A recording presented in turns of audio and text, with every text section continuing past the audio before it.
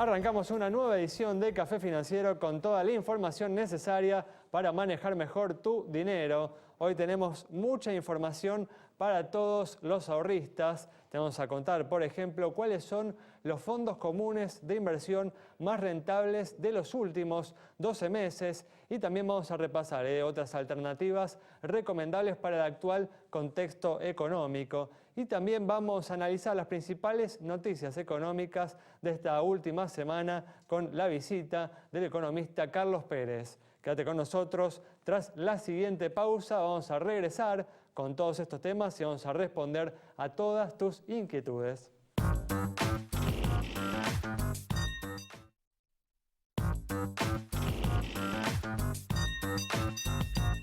Bueno, ya está con nosotros, como siempre, Santiago Chelala, también está Yamila Escala y hoy nos está acompañando, como el miércoles, Diego Martínez Bursaco, en esta ocasión, como hacemos todos los viernes, para brindar algunas recomendaciones de inversión a todas las personas que están intentando en este difícil contexto económico ver qué hacer con su dinero. ¿Qué tal? ¿Cómo andan? Muy bien. Hola, Ale. Gracias por estar una vez más aquí. Vamos a arrancar con los temas que tenemos para hoy. Vamos a arrancar con información de seguros, porque el lunes pasado finalmente entró en vigencia el Código Civil y Comercial, el nuevo Código Civil y Comercial, que tiene importantes implicancias tanto para el mercado como para los usuarios de seguros. Así que Yamila va a hacer un repaso por las implicancias más importantes de este cambio.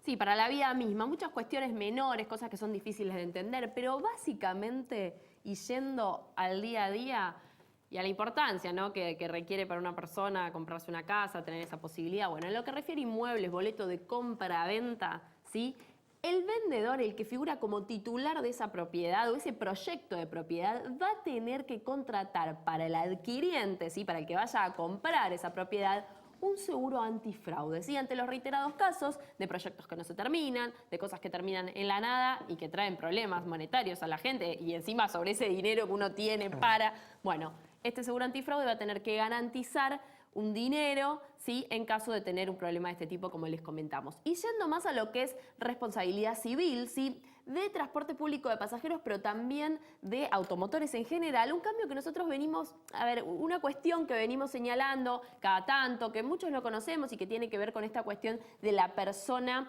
que tiene cierto grado de nivel de consanguinidad con el que maneja el auto cuando ocurre un accidente y no es contemplado en la indemnización, justamente por ser pariente del que manejaba y tuvo ese problema. En el caso de querer hacer una denuncia y cobrar una indemnización, bueno, esta exclusión va también a contemplar al conviviente, ¿sí? Como justamente hay una cuestión respecto de las personas que conviven y que el derecho positivo que va a regir sobre ellas, que ya rige sobre ellas porque esto está en vigencia, bueno, forman parte también de esta exclusión. Desde ya que muchas compañías ofrecen, ¿sí?, la posibilidad de incluirlos a estas personas, a los familiares, a los familiares, ¿no?, en realidad, claro, a los parientes. Y ahora también vamos a poder incluir al conviviente, ¿no? Sí, vamos a poder incluir a los convivientes, pero lo importante es que no están incluidos de una, ¿sí? O sea, en principio no están incluidos a partir de ahora. Y es un dato a tener en cuenta, en especial cuando uno contrata la póliza de su auto, ¿sí? Y después, bueno, también se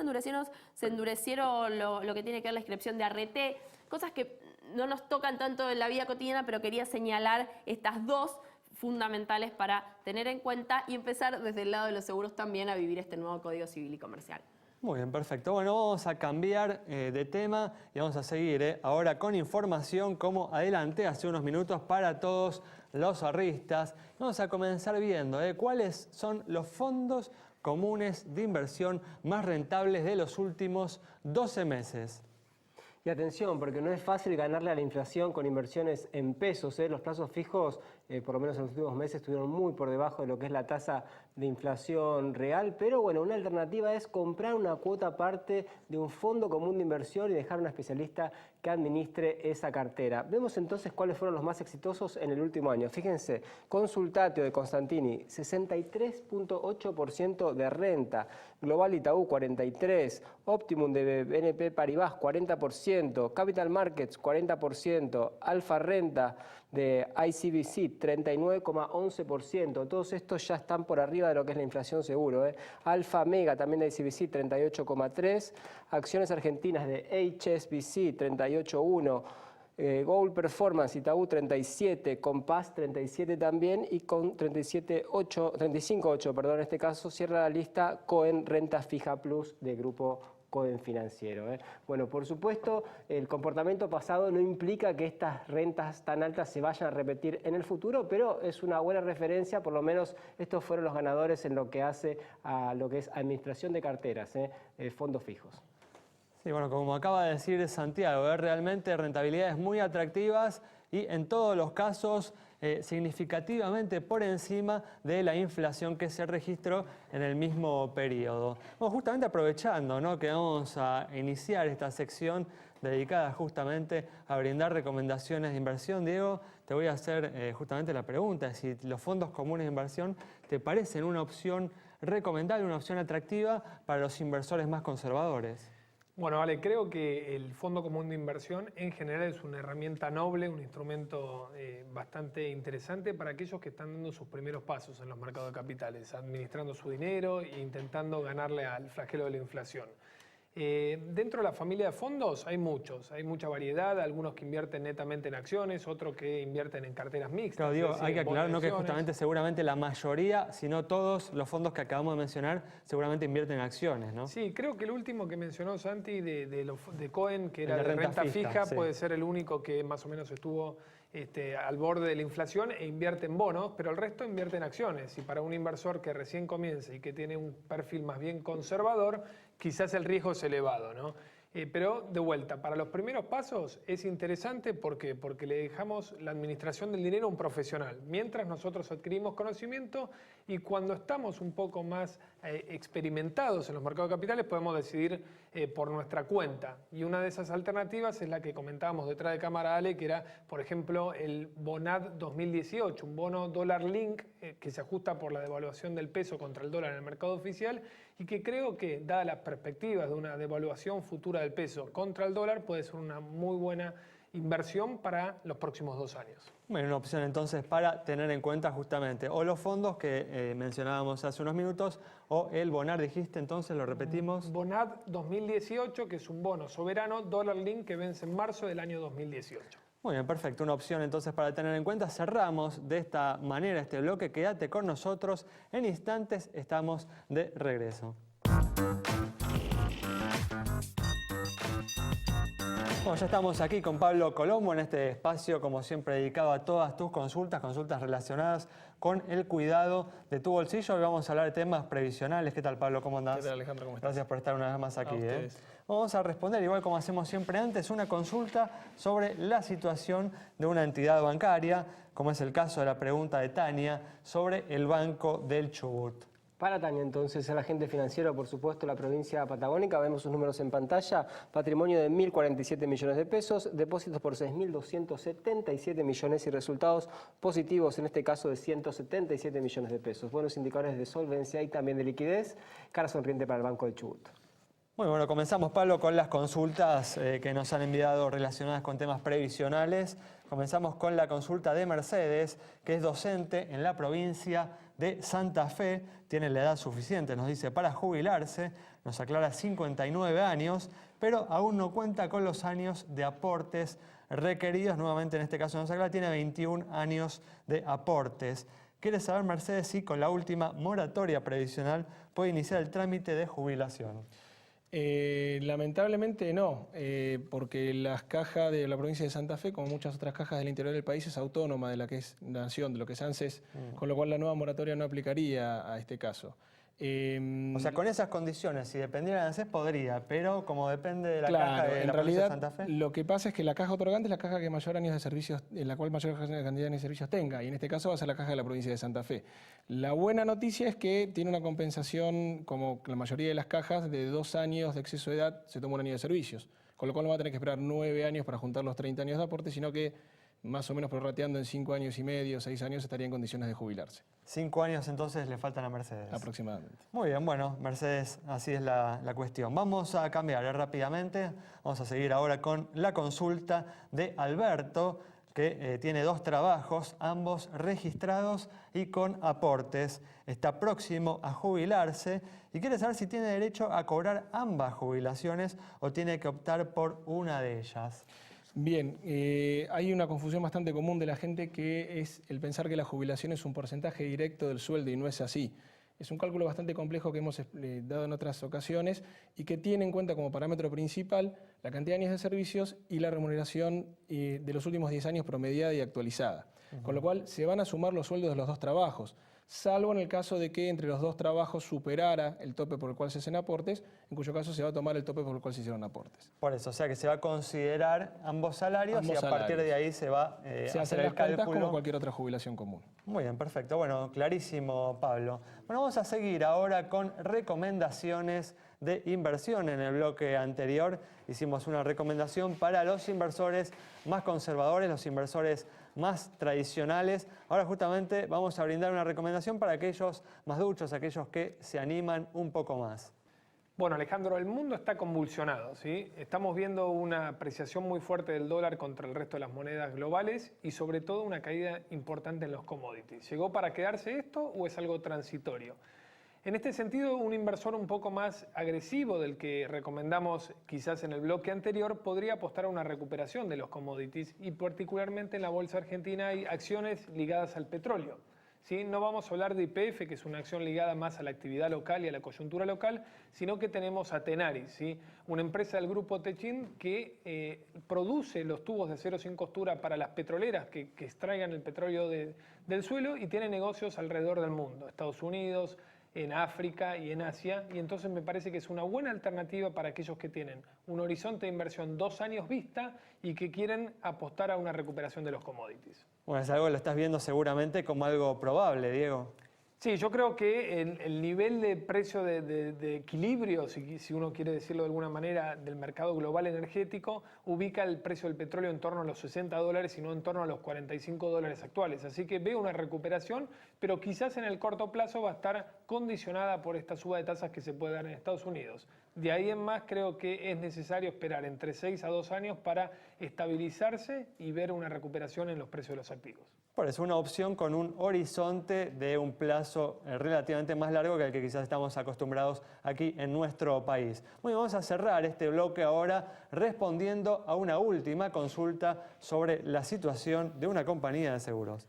Sí, para Laura, que nos preguntó sobre HDI. Esta empresa presenta estos indicadores: activos 672 millones de pesos, pasivo 487 millones, patrimonio 185 millones de pesos, resultado positivo 20 millones, primas 591 millones, e informa 3.085 juicios con indicadores que se condicen con los del promedio del mercado. Es que le otorgamos la luz verde de nuestro semáforo. Y recuerden, acá abajo, ahí muy bien, @Café Financiero, sí, en Twitter, en Facebook también nos encuentran como Café Financiero, nos escriben y les respondemos. Información, no nos vamos a cansar de insistir, que tenés que tener en cuenta al momento de contratar a tu compañía de seguros para tener cierta garantía de que en caso de siniestro la compañía va a contar con los recursos para hacer frente a sus compromisos. Nos vamos con esta información, como hacemos siempre, a un nuevo corte. Quédate con nosotros. Al regreso vamos a estar analizando las principales noticias económicas de la semana, hoy con la presencia del economista Carlos Pérez.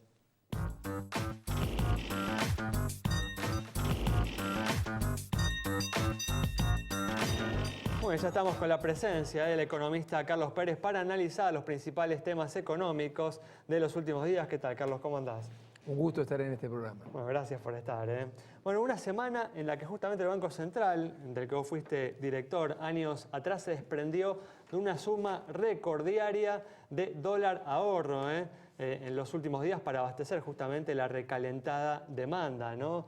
de esta moneda por parte del público. ¿Te parece razonable, justificado este desperdicio de reservas internacionales del Banco Central para abastecer justamente esta necesidad de ahorro del público? Bueno, esto tiene que ver, tenemos que remontarnos a noviembre de 2011 y claramente mi posición era contraria a la generación del cepo al dólar, pero ya está, ya está. Y digo, habida cuenta el estado de situación actual, creería que un banco central más restrictivo en el dólar ahorro sería peor todavía. Primero aclaro que no estoy de acuerdo con el inicio de la medida, pero ya el Frankenstein está generado, está el Frankenstein y no es fácil cortarlo de un día para otro. Entonces me parece que no hay mucho para elegir, digo, claramente meterle restricción al dólar al ahorro es muy negativo, teniendo en cuenta que Generaríamos estamos presión en en el etapa mercado. de elecciones, digo. O sea, generaría un dólar paralelo más disparado. A ver, suaviza el desequilibrio que puede tener en época electoral el dólar blue o el contado con liqui o el dólar bolsa. Igual, Le agrega oferta a ese mercado. desde ya, desde ya. Igual, ¿crees que fue muy tímida tal vez la suba de tasas que determinó el Banco Central para los plazos fijos? Tal vez una suba de tasas mayor hubieras aplicado, que hubiera generado un mayor atractivo de los depósitos en los bancos para el público, para los ahorristas. Yo creo que fue en el sentido correcto de suba. Pero también fue me muy parece- tímido, ¿no? Porque Sí, no sí, tuvo realmente sí. un efecto. Es un punto, en realidad, porque algunos te dicen, bueno, pasó de 22,5 a 26 y pico, pero es en un plazo que no se hacen depósitos en la Argentina. Por lo tanto, digo, lo que antes estaba a 22,5 pasó a 23,5. Es una suba minúscula, es una suba muy chica, muy baja, pero de todos modos me parece que habría que, tal vez, dado esa decisión de suba, que sea con mayor variación, pero también combinada con una política monetaria más restrictiva, porque en realidad hoy el mercado financiero abunda liquidez. Entonces, me parece que tener una tasa regulada más alta y el mercado no regulado con mucha liquidez, digo, tenés un mercado que sí le reconoces una tasa más alta, pero el otro mercado, si tiene abundante liquidez, va a seguir yendo para abajo la tasa. Y fíjate que la tasa Badlar, que es la tasa del mercado no regulado, está claramente más abajo que la tasa del mercado regulado. Entonces digo, me parece que es una operación de pinza. Por un lado sí dar la señal de alza intensa en la tasa de interés, pero por otro lado también cambiar las condiciones de hiperliquidez que tiene el mercado financiero argentino. Pero bueno, digo, estamos en época electoral y la dolarización de cartera es la característica de los periodos electorales. Esto se dio en el 2011. Sí, desde ya. Ahora hablabas de 2011, Carlos, supongo que te referirás a cuando comenzó el cepo cambiario. Exactamente. Ahora, durante mucho tiempo el gobierno dijo que no existía tal cosa, que no había cepo cambiario. Hoy en día, tanto Banoli, el presidente del Banco Central, como de otras voces del oficialismo están diciendo, bueno, las restricciones cambiarias hay que sacarlas, como vos decís, no se puede sacar un día para otro, pero hay que normalizar el mercado, ¿no? Cambió un poco el discurso. ¿A qué atribuís ese cambio, si es solamente electoral, o pensás que efectivamente va a haber modificaciones en la política cambiaria después de diciembre? Yo creo que finalmente la ley de gravedad termina operando, ¿no? O sea, uno puede estar suspendido o agarrado de algún caño cuando decidió soltarse del piso noveno, pero claramente si opera la gravedad vas hacia abajo. Entonces digo, parece que la gravedad, la ley de gravedad, no hablo de la gravedad económica, te lleva a una unificación del mercado de cambio. Me parece que esto es lo normal y cuando uno repasa experiencias en otros lugares de cepo al dólar no encuentra esas experiencias. Entonces creo que el próximo gobierno va a ir hacia una normalización del mercado de cambios, que es un verdadero mercado único y libre de cambios. Ahora, volver al mercado único y libre de cambios no es fácil. No es fácil porque durante 4 años se hizo uso y abuso de la emisión de pesos desde el Banco Central de la República Argentina y la pérdida de reservas internacionales fue muy importante en igual periodo. Por lo tanto, me parece que tiene que haber un plan creíble antiinflacionario y me parece que tiene que armarse un cóctel, ¿sí?, que permita, de modo gradual tal vez, lo más breve posible, pero en definitiva me parece que no es fácil hacerlo de un día para otro y de manera inmediata, porque significaría una devaluación muy importante. Por lo tanto, hay que pensar en un cóctel que lamentable va a tener a la devaluación como actor en ese cóctel, pero también que combine eso con ingreso de capitales, que lo combine con baja de retenciones y que lo combine con tipos de interés realmente que hagan a que el agente económico vaya a pesos y no a dólar como moneda a elegir, ¿no? Entonces todo eso tiene que tener previamente un plan antiinflacionario para que ese cóctel sea lo menos traumático posible. Acá lo que tenemos que dejar en claro es que se ha generado y se ha acumulado a lo largo del último lustro una distorsión muy marcada de un precio relativo muy importante de la economía argentina, que es el tipo de cambio, y que se ha atrasado el tipo de cambio. Por lo tanto, lamentablemente, el ajuste no es deseable. Entonces, lo que uno tiene que tratar de buscar es hacerlo lo menos ingrato posible y combinarlo. Digo, algo de tipo de cambio, algo de tipo de interés, algo de ingreso de capitales, algo de retenciones. Repartiendo un poco la carga, me parece que se hace más digerible la necesidad de volver competitiva la economía argentina. Carlos, teniendo en cuenta que ves como algo relativamente inevitable volver hacia un mercado único de cambios, ¿no? ¿Te parece razonable comprar dólares a 15 pesos cuando claramente, como reconoció el otro día el propio presidente de la Bolsa, este valor está por encima del equilibrio? Y depende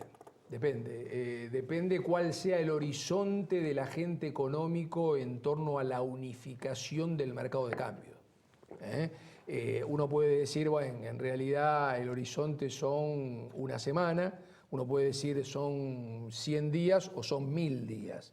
Y si el horizonte se va alejando, ese techo que vos bien estás graficando, que sería... Va cambiando. Exactamente, digo, si la unificación uno la ve cercana, claro, está claro que ese dólar blue como pasó está muy alto. año, ¿no? Ahora, si uno la ve mucho más lejana, la unificación, bueno, no tiene techo el dólar blue, o los alternativos, blue, contado con líquido, dólar bolsa. Tal cual. O sea, para vos, tanto Scioli como Macri, los dos candidatos que están mejor en las encuestas, van a devaluar, básicamente. No hay alternativa a la devaluación. Es lo que creo yo. Es lo que creo yo, que la economía tiene distorsiones en precios relativos, dentro de los cuales está el tipo de cambio, dentro de los cuales están las tarifas, y que lamentablemente para el pesar nuestro se han atrasado mucho, corrió muy por arriba la inflación de esa variable y en términos reales va a haber que reequipararla, ¿no? Carlos, igual hoy en estos días los economistas de ambas fuerzas están insistiendo justamente en la necesidad de recuperar la competitividad de la economía a través de la herramienta fiscal en lugar de la herramienta cambiaria, ¿no? Por ejemplo, bajando retenciones, no bajando los costos impositivos para las empresas. Bueno, yo te lo dije, me parece que uno tiene que tratar de buscar en un cóctel la suavización del ajuste por tipo de cambio exclusivamente. Digo, de algún modo la salida del cepo, la unificación del mercado de cambio, me parece que uno tiene, primero, vuelvo a insistir, un plan antiinflacionario que sea creíble y después en el cóctel aplicar algo de tipo de cambio porque inexorablemente se retrasó y mucho, algo de tasa de interés que sea más atractiva para el ahorrista la tasa de interés, algo de retenciones, como vos bien decías, y también el lubricante o el suavizante que significa el ingreso de capitales, porque el ingreso de capitales de algún modo ayuda a que la devaluación sea menos cruenta, ¿no? Muy bien, bueno, Carlos, muchas gracias, se nos acabó ahí el tiempo, muchas gracias por haber estado con nosotros.